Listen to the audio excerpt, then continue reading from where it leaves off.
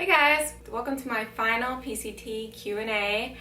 I will input a clip of where I asked my dad all the questions that you guys gave me, which are great, and I think he really enjoyed doing that and being able to participate, and I think that he had a lot of worthwhile things to say, so I hope you guys enjoyed that. You guys also asked me a lot of questions for this final video, and so I'll be answering all of those after my clip with my dad. And then I also have a proposal at the end for the ladies out there that might want a ladies specific video. I'll get to that. But thank you guys for watching this series, and I've really enjoyed making it. And although it has taken a little bit of time to it takes me a little bit to plan the videos, and I want to make them good, and I'm editing them and uploading them, and I'm currently driving across the country right now on another trip. So I'm busy all the time, and I'm trying to get these videos up. So thank you guys for being patient, and thank you for all of your questions and for all the questions for my dad. Okay, so here's my special guest as promised. I had to make a special appointment just to meet with him, so this is my dad. And so you guys gave us quite a few questions for him, and so we'll just get right into them. Question number one was, what are your backpacking aspirations? My backpacking aspirations. I have a lot of aspirations. After I retire, I want to backpack the rest of my life, all over the U.S. and other countries. Would you be interested in thru-hiking the PCT, CDT, or AT? Yes, I would. I would prefer the CDT and then the Pacific Crest Trail. Yeah, we're hoping to do the CDT within the next couple of years together, and then the AT will just be last, just to finish the Triple Crown. What was your reaction when I said I wanted to hike the Pacific Crest Trail? Oh, I was all for it. It's something that I always wanted to do, so I was excited for at least my daughter to get the opportunity. Yeah, I think other family members were really shocked, but that's because they had no idea what the Pacific Crest Trail was and anything like that, but he wasn't. How was sending me resupply boxes, and did you find it difficult? It was a little difficult for me at first. My niece took care of it for about I guess the first couple of months, and then after she went back home, then I started taking care of it. So it was a little difficult getting the exact. Yeah, I mean, items. when I gave him instructions, I was like, I want the tortillas that are, 3.4 ounces and not larger, and the peanut butter jar had to be the right size and everything like that. So I was really particular about the items that I wanted, and I think that made it harder for the person back home. What fears did you have for me, and how did you resolve them? My biggest fear was safety, just personal safety, and as far as that was concerned, I wasn't so much concerned about bears, although I was a little concerned about the bears when I heard about her having encountered some. But my main concern from the outset was her safety with regard to other people. So I could imagine being out there on a lonely trail with somebody trying to stalk her. At what point along the Pacific Crest Trail were you able to rest easy knowing I could take care of myself?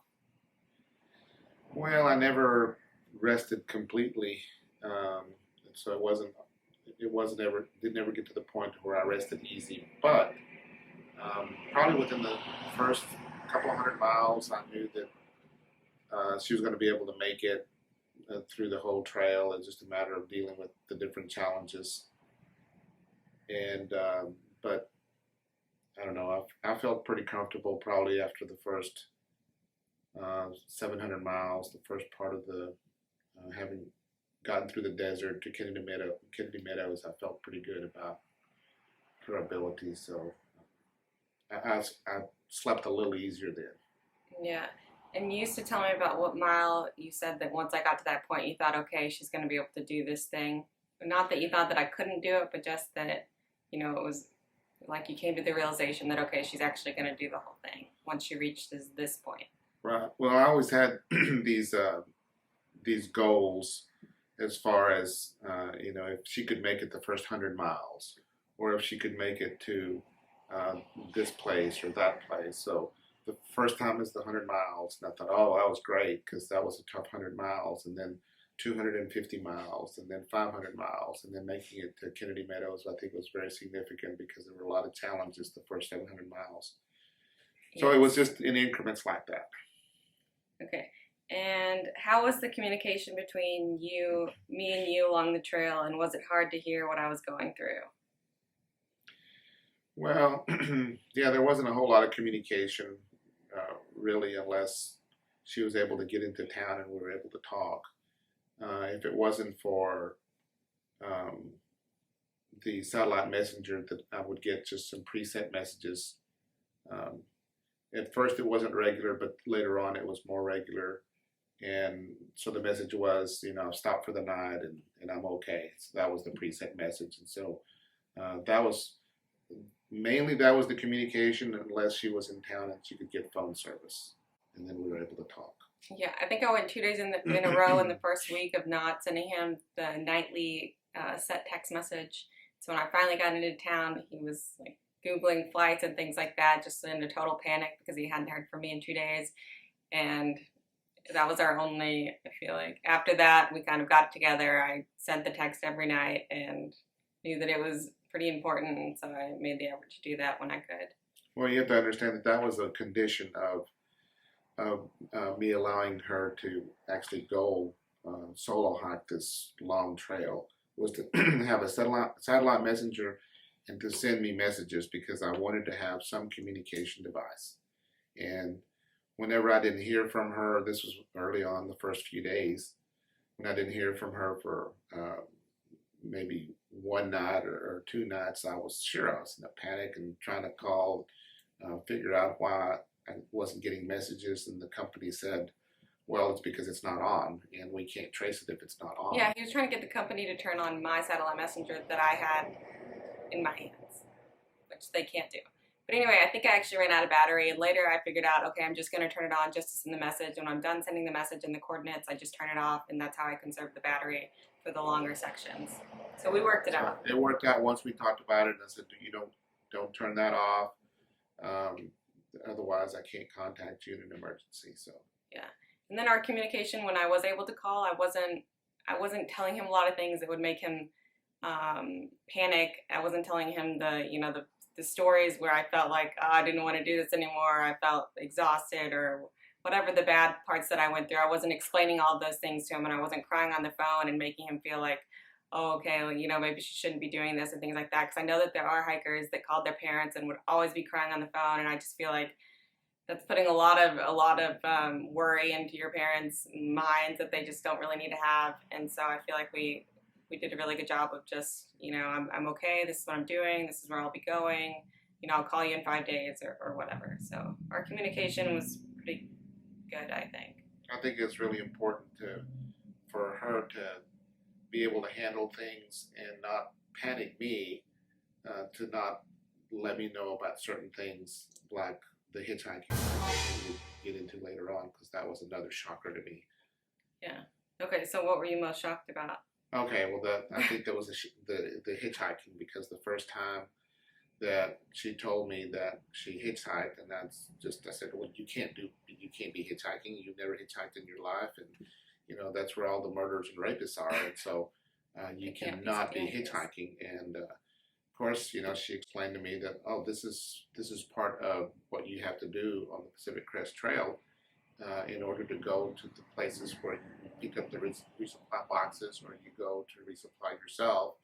You have to, because otherwise you're walking down the highway for many miles and then having to walk back. So it's just a tradition, it's just a custom, and this is what especially the Thru-Hikers do, is that they hitchhike into town and back out. And so after a while, I learned to accept that. Yeah, but like I told you guys, I didn't know I was going to have to hitchhike when I first started the trail either. It was just as a big of a shock to me as it was to him. So when I first called him, when I got into that place, Julian, I said, oh, I hitchhiked here. And, luckily I was with other people, so I think that maybe that made it a little bit better. But also, I knew that she'll be very smart about it, and I told her, whenever you get in with somebody else, be sure you're not the first one in and they run off with you. But she knew all these things, so I felt very comfortable, and also um, discovered or rediscovered the goodness of people. There's so many good people out there that all they wanted to do was help, and so that was really good to have that confirmation. Okay. Did the PCT change me in any way that you've noticed? Well, yes, I believe it did. Ingrid is much more relaxed and has places a lot less pressure on herself to do certain things, like get into school and that sort of thing. And so I think that she enjoys probably the simpler things in life. So I just think she's overall a more relaxed person. Yeah, I took hiking in the woods to relax me a little bit. And lastly, what advice would you give a family member of a thru-hiker? I would say you just need to. It depends on the. I think the maturity of the family member who wants to go do a thru-hike. It's not for everyone. It's very, very difficult. I don't think that anyone who has not experienced a long thru-hike can understand the mental difficulty. Forget the physical difficulty, but the emotional and mental difficulty of going through that kind of experience. So if the family member is someone who can't handle being alone, who isn't determined, who isn't very mature, who isn't very responsible, then that needs to be discussed early on, because it's a huge commitment, and you need to be really, really smart about start whenever you plan and when you decide to actually follow through with a long thru-hike. So I would encourage it as I did, if you believe that that person is capable of handling all the different aspects of the long trail.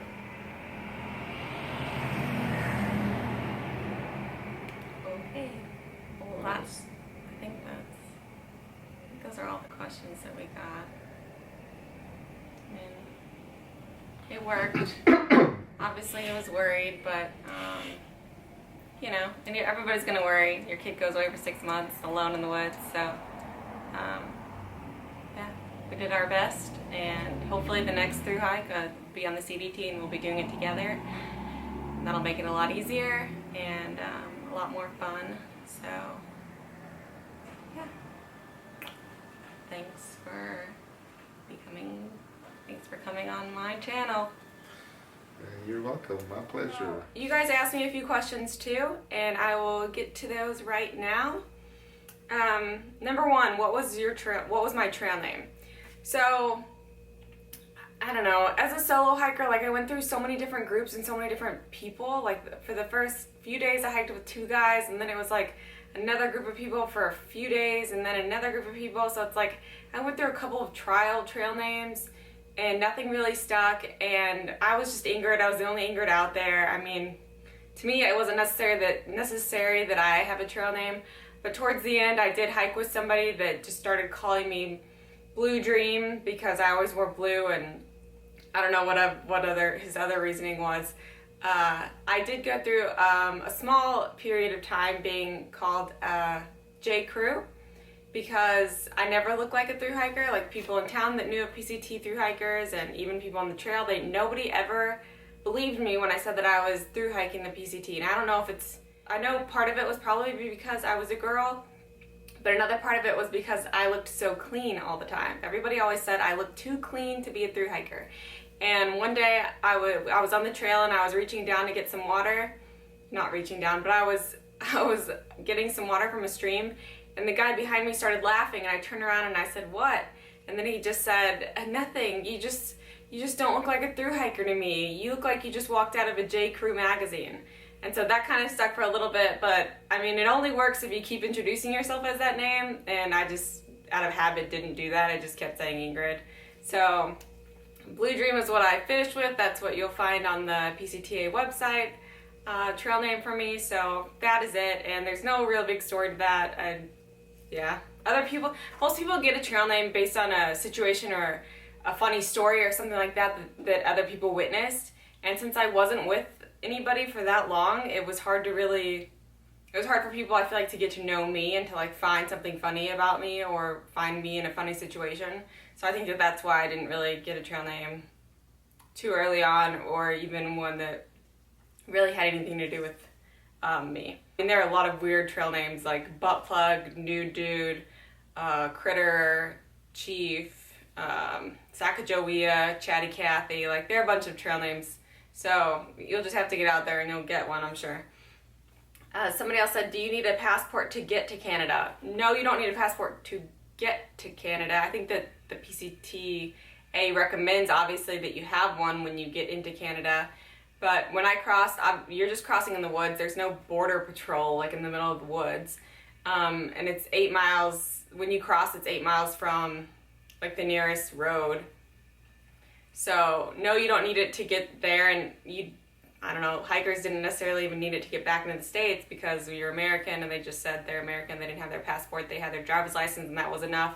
But things are changing every year, so you are advised, obviously, to have your passport when you enter Canada and then re-enter the United States. So, number 4, did you see any big people on the trail, and did they struggle more?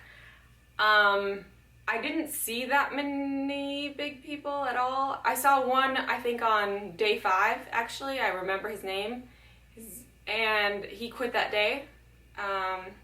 So no, after him, I never saw any big people, and yeah, he did struggle. So, how often did you night hike? So the desert is about the first 700 miles. So the first several hundred I night hiked, not consistently. I mean, some days I would just like grind out the miles in the middle of the day. But if it was a dry section or something of 30 miles, then yeah, I would night hike just to conserve water. So, you know, maybe 20 more times, I'm sure. Tips on building up endurance or getting in trail shape. Well, to me, there's no way to get into trail shape before you actually get on the trail. Like I said, I didn't do any specific training to the PCT whatsoever, and I hiked 20 miles the first day, and it hurt like hell. But endurance-wise, like, I was fine just because I work out normally. Like, I don't do anything special. I don't do any type of endurance training, specific endurance training. I would just say, if you're a sedentary person, that obviously you need to get out and you need to walk and you need to like get your heart rate up and things like that. Your body needs to be able to be used to huffing and puffing some air in and out. Obviously, walk bleachers or stairs with a backpack if you think that you need to do a little bit more than that to get in shape. Anything like that, just to get your body accustomed to it. There's nothing that I could recommend specifically because I didn't do anything. And you just kind of can take it at your own pace. Some people just did 5 miles the first day, 10 miles the second day, and just kind of worked up to it. So you can just go at your own pace when you get out there. Were there any parts of the PCT that you avoided from the exact course to avoid something? Yes. There were parts of the PCT that were closed, and they gave you alternate routes. One was due to fire restoration, one was due to an endangered frog species. I dealt with a lot of like wildfire issues along the trail, and you will too. I mean, it's wildfire season during the time that you do hike the PCT. So, so the PCT was closed around Crater Lake, so I took the alternate Crater Lake trail, and I think those were the only few times. Maybe a couple more, but I think that was it. How did you deal with trash and toiletries? So trash, obviously you have to pack out. I would just have a Ziploc bag and keep stuffing it with trash.